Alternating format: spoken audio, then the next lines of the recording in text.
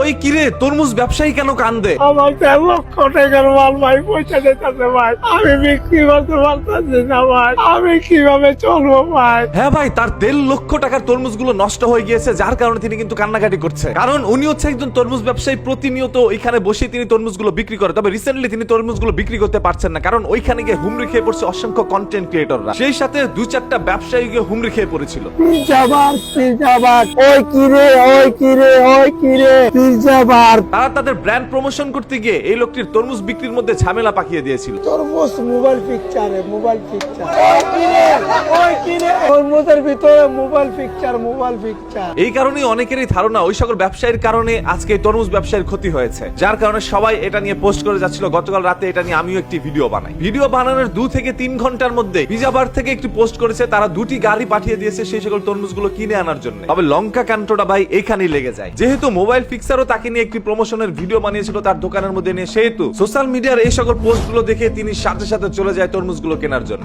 1000 KG তরমুজ কিনে নিয়ে আসে মোবাইল ফিক্সারের অনার। অন্যদিকে পিজা বার 1167 কেজি তরমুজ কিনে নিয়ে আসে। যাই হোক, গতকাল রাত থেকে মোবাইল ফিক্সার একদিকে পোস্ট করেছে তরমুজ ব্যবসায়ীর সকল তরমুজগুলো আমরা কিনে নিয়ে আসছি, অন্যদিকে পিজা বার পোস্ট করেছে সকল তরমুজগুলো আমরা কিনে নিয়ে আসছি। এক হচ্ছে তাকে নিয়ে তারা ব্র্যান্ড প্রমোশন করছে, অন্যদিকে আবার তরমুজগুলো কিনে কিন্তু তারা তাকে উপকারও করছে। এখন তরমুজ ব্যবসায় লাভ লস দুইটাই হয়েছে তাদের মাধ্যমে, দোষারোপ আমরা কাউকে দিতে পারি। যেহেতু 1.5 লক্ষ টাকার তরমুজগুলো পচে যাচ্ছিল, এমন তো অবস্থায় গিয়ে তারা তরমুজগুলো কিনে নিয়ে আসছে, সেহেতু তাদেরকে আমরা সবাই সাধুবাদ জানাই। তবে যেহেতু লঙ্কা কাণ্ড লেগেই গিয়েছে, সেহেতু এটা তো শেষ হবে না। মিডিয়া পাড়ায় তরমুজ ব্যবসায়ী রনি ভাই কিনে টানাটানি লেগে পড়ছে। অসংখ্য মুভি ডিরেক্টররা এখন তাকে খুঁজে বেড়াচ্ছে, তাকে নিয়ে একটি মুভিও বানাতে হতে পারে। মুভির নাম হচ্ছে ওই কিরে, ওই কিরে, ওই কিরে। এই সকল কাণ্ডগুলো ঘটার পরে কিন্তু মধুকে আর খুঁজে পাওয়া যাচ্ছে না, মানে রনি ভাইকে আর খুঁজে পাওয়া যাচ্ছে না। ওই কিরে কিরে করে সবাই খুঁজে বেড়াচ্ছে, তবে রনি ভাই এখন অসুস্থ।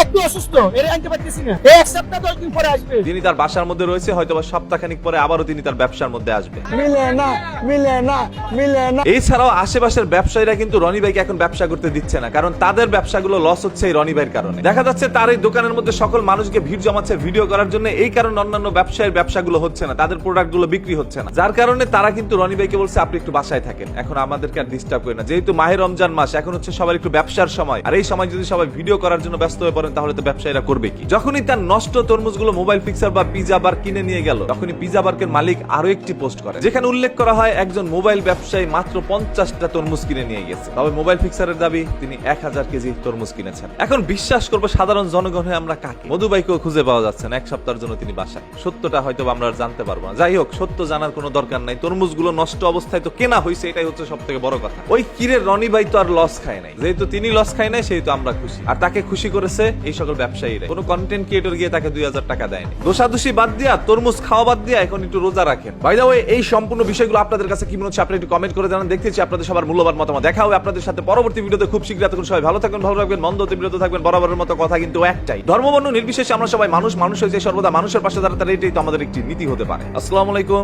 আল্লাহ হাফেজ।